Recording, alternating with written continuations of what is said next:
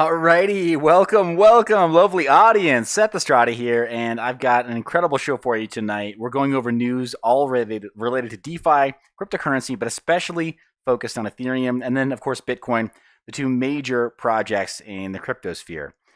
Again, my name is Seth Estrada, and if you're watching this live stream, you're probably on my YouTube channel, Seth Estrada. MineYourBiz/Monday is a show that typically features both me and my lovely co-host, Nicole Grinstead. Unfortunately, due to the Labor Day holiday, Nicole is unable to make it with me live tonight. So that's going to leave just me talking to you about the news. Guys, I'd apologize, except that, you are following the channel, so occasionally you're here just with me. Just how it goes sometimes. Gotta spend some days with just daddy, so deal with it. Alrighty, let me just say hello. Shoutouts to Smooth Crypto and to Yankee. Thanks for saying hello in the comments section. Guys, as you're coming in, say hello. I'll give you a shout out back as we move forward in tonight's content. Let me pull up some of my notes here. I should say, some of the notes that Nerd Girl prepared for tonight's show. Shout out to Nerd Girl. She's been such an incredible content partner, such an incredible co-host and co-anchor on the show over the last 3 months. You guys tell me down in the comment section, do you love the Monday shows that Nerd Girl prepares? I do. If you do, go ahead, give a thumbs up, give applause, right? Clapping hands, hands up in the air, down in the chat. Send some emojis, send some love Nerd Girl's way. Couldn't make things work out tonight because of Labor Day. But first article we have up, this is a Cointelegraph article talking about the gas rule change, potential gas rule change to ease fee pressure in Ethereum. Now, why is this important to users of Ethereum? Well, obviously because gas costs are really, really high. For us as miners, or for those of us who are miners, Savage Crypto, whoa, is Savage, no, Savage Mine, there he is. Hey, Savage Mine, thank you so much for being in the comment section. I missed that. But guys, for us as cryptocurrency miners, if you have Ethereum miners at home, high gas fees are a boon, right? They're a big deal. These help us, right? When gas fees or when transaction fees are high, that helps us get paid as miners, and it brings us into the profit, gets us in the money, helps us onboard new miners into the scene. And frankly, you've heard me say it for years now, mining is the gateway drug of crypto, right? So if you can mine profitably, you have to learn about wallet management. You have to learn about all kinds of security. And when you learn about wallet management and security, then, from that point forward, you are in crypto. Just how that works. All right, so we, let's see. First article talking about this potential gas fee change. This might be a little problematic to miners. You ask yourself that question, like, how would this affect me? This is by William Foxley on Cointelegraph, but he talks about tokenizing gas, essentially. So you can create something of some price controls. And it says this feature allows an Ethereum user to buy up transaction fees when they're low, store them, and then spend them when the fee price inevitably rises again. It's a derivative, essentially, of gas. Developers worry tokenized gas could one day act as an air quotes price floor, which it totally could. And Alexei Arkanov's June Ethereum improvement proposal to get rid of gas tokens, that's EIP 2751, is getting renewed attention. Obviously, with the price of gas going up, with people getting hit by really high fees using Ethereum, by doing DeFi trades, and even with stablecoins, right? You're trying to peg your money into an air quotes stablecoin and having to spend an extra 40 or 50 bucks just to do it. Well, you'd never do that for a wire transfer. That's even outside of what the traditional banking system would charge you for certain traditional financial instruments. So kind of problematic, but 1.5 to 2% of Ethereum transactions over the summer used prepaid gas tokens. Well, tokenized gas is at its core a small script you run when you send a transaction. The network rewards you for deleting the old data. If the price of sending an Ethereum transaction is high enough, the tokenized gas, which deletes the data, can subsidize up to 50% of it. It's a pretty big deal. Some, such as Arkanov, warn the result could be a permanently high fee market. That's true. It is a two-edged sword, right? When you create some kind of price controls there, then you offer an additional lever for third parties to come in and introduce manipulation of that market. What do you guys think? Tell me in the comment section. I know we've already got some people in the comment section who are looking at all of these kinds of proposals through the eyes of miners right? So what do you think of tokenizing gas? Me personally, I'm a little bit weary of it. I don't necessarily think it's the best thing. The really the Ethereum fee structure is kind of convoluted as it is. It's kind of difficult to navigate for most people as it is. Adding another layer of abstraction to gas fees, personally, I think will have massive knock-on effects. Some of them foreseeable, like this potential price floor, and some of them unforeseeable knock-on effects that could create problems and drama down the line.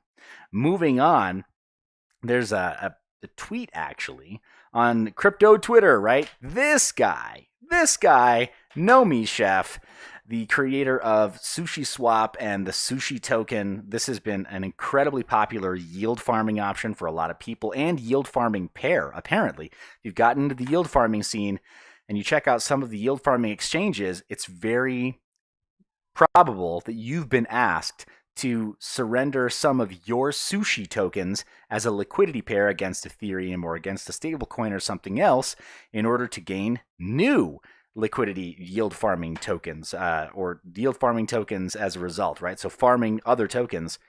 It's kind of a convoluted thing. We haven't really talked a whole lot about yield farming or about DeFi in general, but this guy, Crypto Whale, brings up this kid's name and face. He's kind of doxxed now, right? For the first time ever, this kid sees $300 million, and it's like real for him. You know what I mean? Do you remember the first time you ever talked to somebody about a sum of money in that range and it was real? And I'm not talking about like, oh yeah, I just read a news article and such corporation raised $300 million. No, I mean talking to somebody at a corporation where you were in the middle of deal flow and you were having a conversation where potentially the outcome could be $1 million, tens of millions, hundreds of millions of dollars. This kid saw hundreds of millions of dollars based on his work on SushiSwap. And I call him a kid, clearly an adult male, but like he's probably in his 20s or something. So, cut me some slack. But $300 million of value created in SushiSwap. That's a lot of money. You know what I mean? It's a lot of money. To have the kind of discipline to stay the course would require, I think, some education and really strong hands, right? Intestinal fortitude. But you know the story. This guy sold out his original 10% shares of a 10% stake in the total sushi liquidity pool. If it was valued at $300 million at the time, well, he walked away with a pretty penny, right? A pretty chunk of change. And, from me to this guy, know me, Chef, I can't blame you. I don't know if anybody putting themselves in your shoes could. That said, it really shook a lot of confidence in the space. And this guy, Crypto Whale, weighed in by saying, hey, for those saying we're ready to launch into a bull market and surpass all-time highs, you're very confused. We're going to continue the bear market we've been in for 3 years. The market is still filled with dumb money, so to speak. And a cleansing needs to happen before a real bull market occurs. Now, I went ahead and liked that. I probably need to like both of these, but what do you guys think?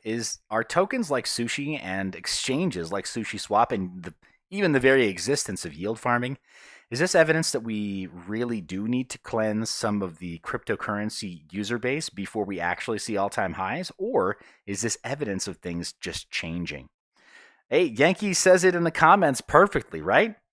I'm right there with you, man. Don't play or hate, congratulate. This guy is living the dream, right? He made something from nothing and he sold it for 30 million bones.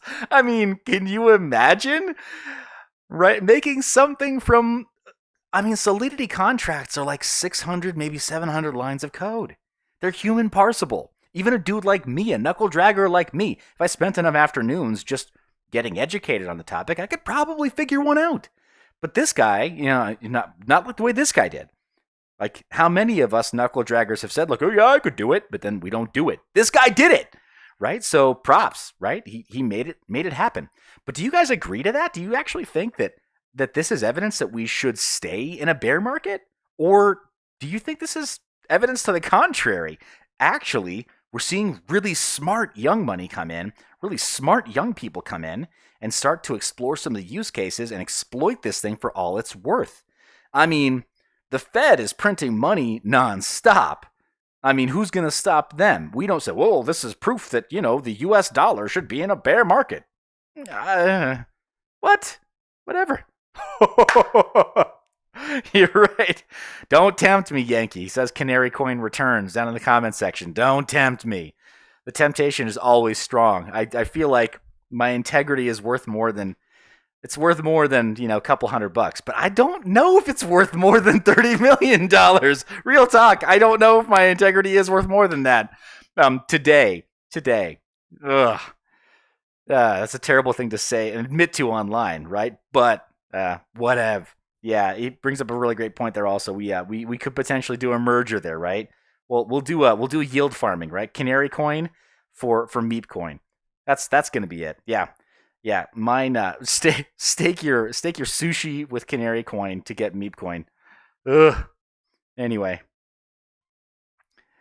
Yeah. Okay. So I'm gonna go ahead and I'm gonna unhide a comment from Elegance Engine, because I totally respect your right to say this. He says, or he or she says, meh, scumbag, and y'all be hero worshiping. Well, you're not wrong. Everybody's permitted to have their opinion on the matter.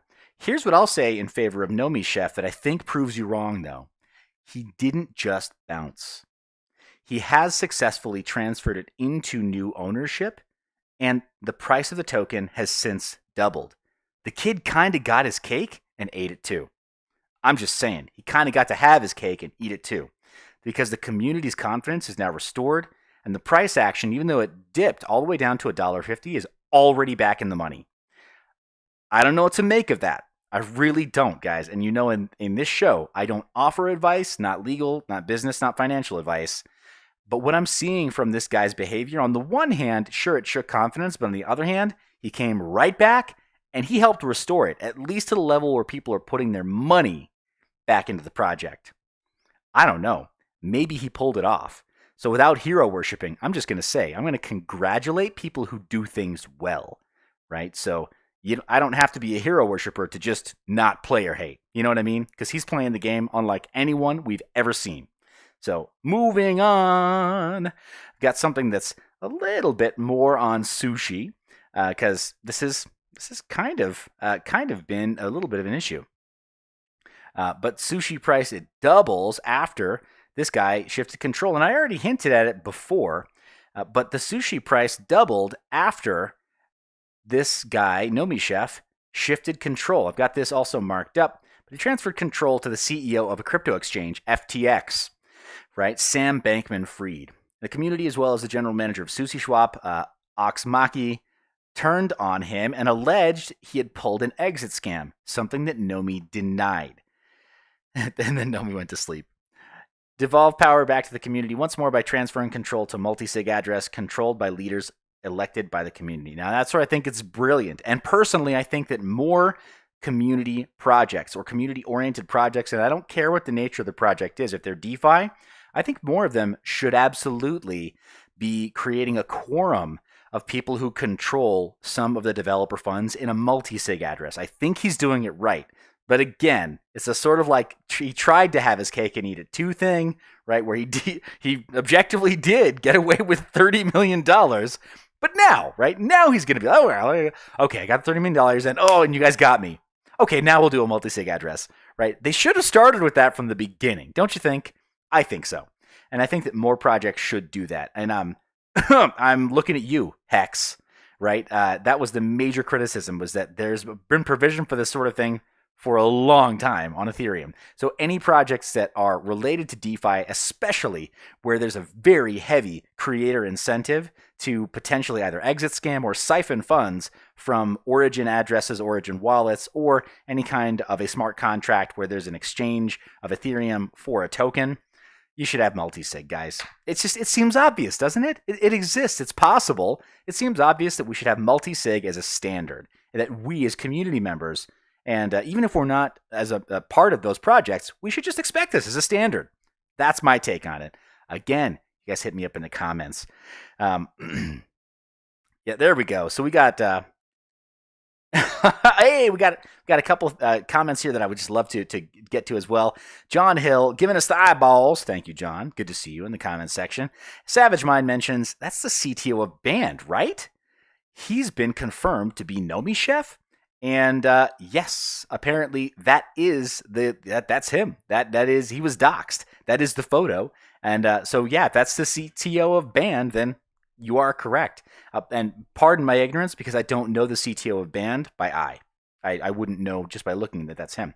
But apparently this is confirmed to be both Nomi Chef and apparently also the CTO of Band. Yankee comes back to counter, he may have exploited a weakness or have someone working on the inside. You're right. That's the other problem with multisig is that can be exploited as well, right? You can have collusion with multisig even, right? You have 3 or minimum of 3 signatures that are required to move funds. Well, you can have 3 people who are in on it because they have the same kind of incentive. You figure you get 3 people, the 3 20-something-year-olds, and you dangle a $30 million carrot in front of them, 10 mil apiece. That's probably enough incentive for most young people in today's world and today's economy to say, yeah, we're going to do this. All right, let's get in on this cabal. Let's get that money, right? Totally possible. Not if they're very serious about the tech and very serious about building something that's sustainable, obviously. But multisig does seem like it's an important part to keeping people accountable, in my opinion. Guys, sound off in the comments section. You be my canary in the coal mine. But I really like the idea of multi-sig. Let's move on to another Cointelegraph article right here. Dev finds major governance bug in SushiSwap, but no threat to the project yet. Are we really surprised, guys? DeFi is, by its very nature, extremely risky. Getting smart contracts audited for security, getting them audited for game theory and for proper governance, getting them audited for any number of parameters that can break because they're multifaceted beasts. It seems pretty important. But how many companies, how many firms, how many individuals even are fully qualified to audit smart contracts within DeFi? Is that a specialty yet? Are there shops that really do that yet? Do you know of a company or a group that does specifically DeFi smart contract auditing? Let me know in the comments section. Pipe up. Maybe we can start to get them more work, right? By doing more audits and successfully vetting projects so we know they're not scams.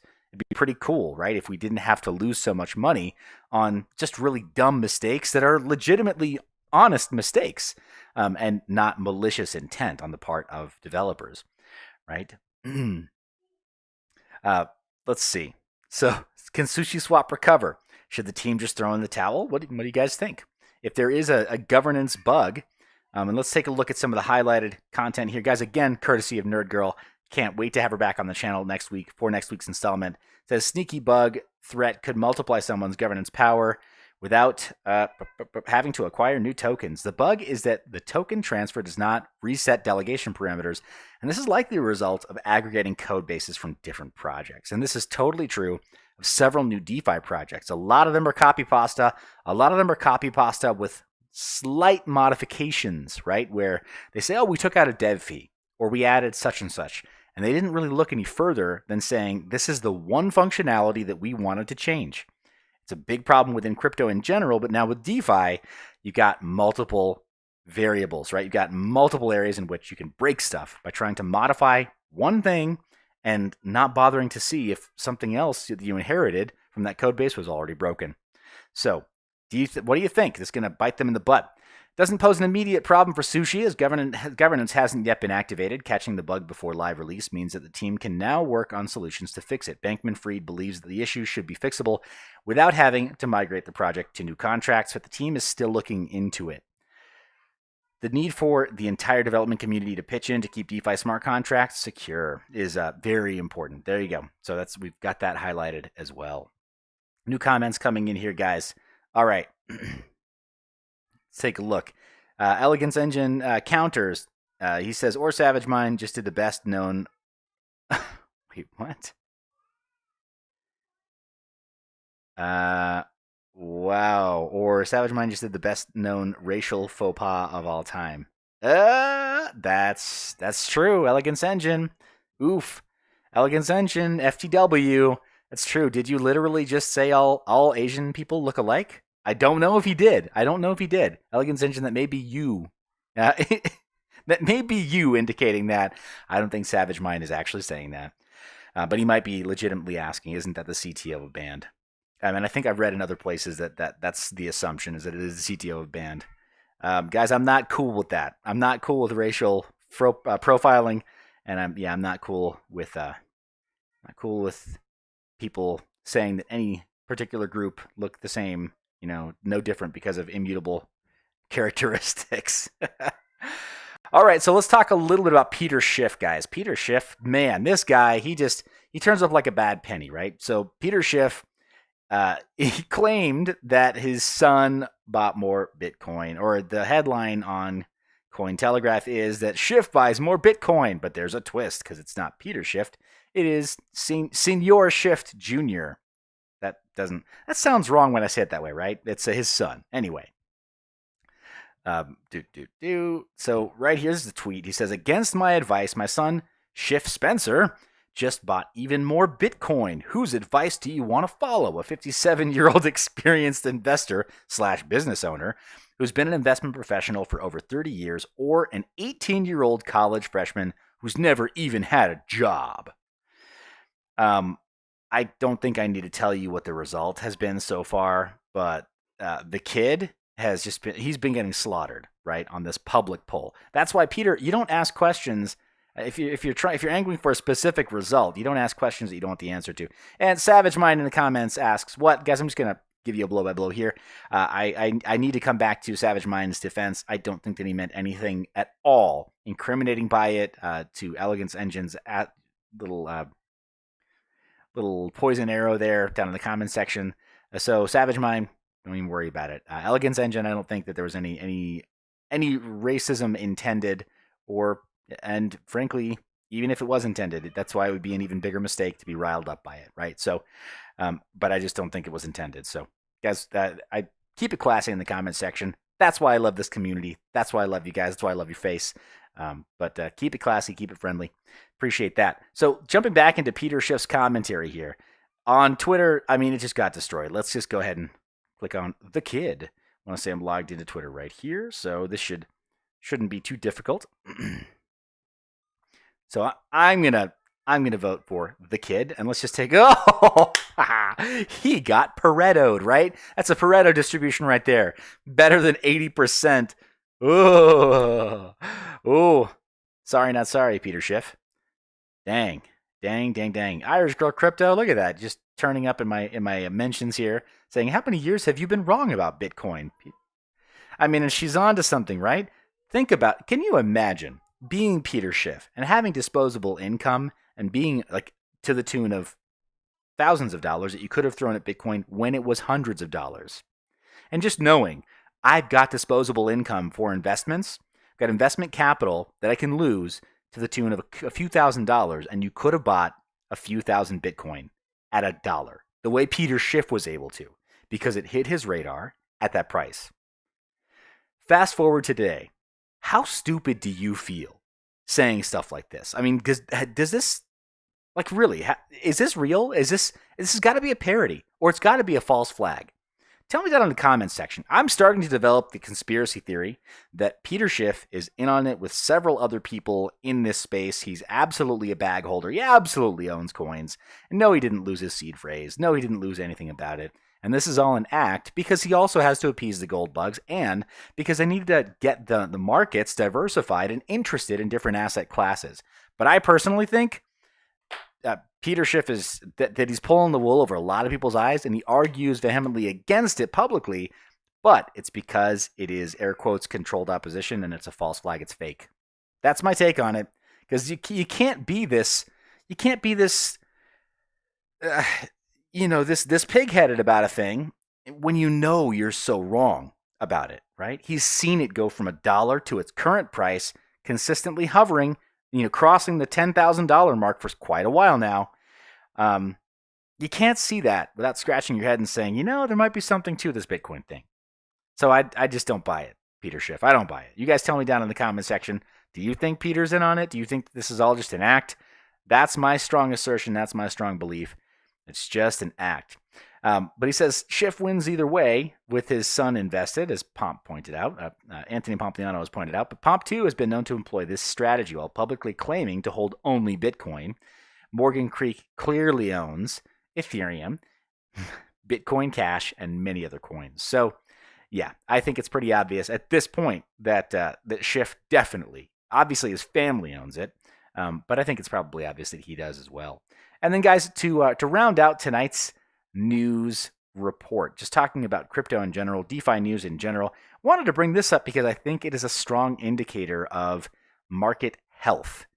And I'll tell you my reasons for believing this in just a second here, but this is another one courtesy of Cointelegraph. The number of women in blockchain, crypto and blockchain, is skyrocketing in 2020, upwards of 160% surge on some exchanges. Now, it's big caveat emptor, right? This just means that women who are KYC'd, so the exchanges know that they're female. Could very well be that non-KYC interactions and OTC purchases of Bitcoin and crypto, that they're being done by more than 160% increase of women or less, right? We don't know.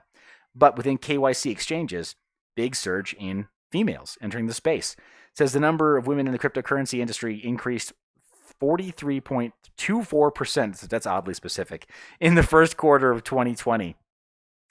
And showed that a study published by December from Grayscale Investments showed that 43% of investors interested in Bitcoin are women, up from 13%, and that the number is actively growing. Bullish, guys. Bullish, bullish, bullish, right? Two hands in the air, victory pose, bullish. That's awesome. I think it's really, really great. When there are women in the space, in my opinion, it helps in so many ways. But let's check out the highlighted sections first. Number of female users has grown between 22 and 160% on the majority of top crypto exchanges since the beginning of the year. CEX.io has seen a 26% growth of the female user segment in Q1 to Q2 of 2020. CoinCorner showed that its users are 14% higher, with a 47% increase in the number of female signups during Q1 of 2020. 80% increase in female traffic on Cointelegraph, at least based on analytics that they can definitely determine are tracked back to females. Bitfinex, 162% growth rate of female users. The statistics suggest that not only women who are millennials and geeks, but also those without technical expertise or education have also begun to use cryptocurrencies. Again, guys, bullish, and I'll tell you my thoughts on the matter in just a moment here. Greece stands out most with the country of Greece, stands out most with a record growth of 163%. Awesome. Absolutely staggering. And in South Korea, a country making big steps toward crypto legalization, women in 2020 are reportedly spending more crypto on shopping than ever. That's huge. And then Argentina seems to be the country making the biggest strides in South America. That's a big deal. Argentina is very tech forward. Argentina is a very, very highly cultured South American country. 98% increase in the number of female cryptocurrency holders. Nice. Classy Argentine ladies. All right. Getting their hands on crypto. Amazing. And then we are seeing more female startup founders and thought leaders in crypto. Naturally, and not THOT, guys. Actual thought leaders. Naturally, this has been a positive impact. Has had a positive impact. I can talk, I promise. It's Labor Day meal getting to me. Naturally, this has had a positive impact on attracting more female users to crypto platforms. Oh, and that's from OKCoin. Let's see what else we have here. The average age of female participants is 33 years, meaning that more mature attendees are getting interested in cryptocurrencies. Nice. And the lack of gender discrimination fostered growth in the number of women engaged in cryptocurrency activities. What else do we have here? Now that there are more women at the top of the funnel, are education organizations able and actively trying to reach out to them, educate, and bring them deeper down the rabbit hole, i.e. transform them from being a speculator and no-coiner into an active network participant? Brilliant question, guys. Here's why I'm excited to see more women entering the space, personally. So, generally speaking, and again, I'm almost a little bit worried because Elegance Engine seems to know stuff about what people are saying with regards to race and gender. Seems to understand their intent better than they do. So please don't destroy me over my comments here, but I think that in general, having women in as investors in a given space is very bullish because women tend to be better investors. They tend to invest dispassionately. They tend to look very much at outcomes. They tend to be very, very much focused on the data and on the outcomes, not strictly emotionally tied to different products that are performing in the market because of some kind of hope or vision of the future for different companies and services, but because they actually take a look at the track record, their performance, and if they're relying on technical analysis using indicators that actually help them win, or if they're using fundamental analysis and they are having to look at vision, mission, and track record for given companies and projects, they're doing so in a way that helps them to pick winners a bit better, historically, it seems. So having them in the cryptocurrency space, more women in the cryptocurrency space, hopefully will help separate the wheat from the chaff. That's my take on it, guys. I really think that it's absolutely bullish for cryptocurrency and bullish for blockchain. Now, before I let you go, that's the last of our news. Before I let you go, if you haven't signed up to Nicole's YouTube channel, Web3 TV, you should. And if you're not following her on Twitter at NRDGRL007, you should. She's going to be interviewing the CEO of Lolly, Lolly, a new blockchain-backed dating app. Very, very interesting. Speaking of female crypto investors, their CEO is pretty amazing. All right, so I think that's what I got by way of comment, or what I've got for you guys by way of news. Let me get some extra comments here, some shout-outs. Elegance Engine has written a book here. All right. Savage Mind says some people were tying the CEO of banned protocol Sorowit Suryakam to being Nomi Chef simply because Sorowit reviewed Sushi Code and liked every Nomi Chef tweet. Nomi is still a non, as far as I know. Awesome. Thank you for the clarification there. Definitely appreciate that.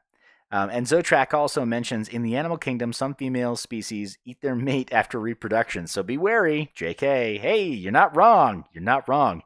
Not your keys, not your crypto. Or if you're if you're a praying mantis, not your head, not your decision.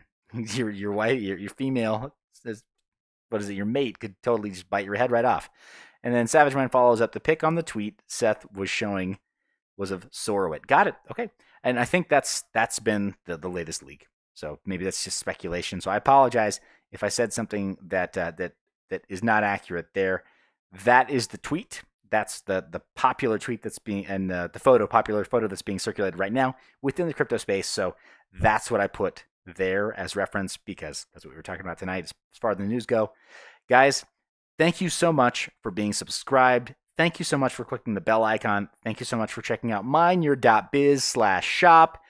Where we have all kinds of cryptocurrency related merch and gear, and of course checking out our eBay store. We've got several items in stock right now. We've got ASIC miners, we've got mining motherboards, we've got USB PCI Express risers, we've got CPUs, we've got RAM, we've got all kinds of great stuff that'll help you get started. We've got airframes, Veta airframes that will accommodate 8 and even 10 GPUs or even 12 GPUs depending on how you set them up. We've got pretty much everything that you need to get started. And if you're not interested in mining right now, we're going to be adding some other things as well that may be of interest to you within the cryptocurrency and blockchain space. Guys, you're the reason I make this media. I love your face, and I will see you in the next one.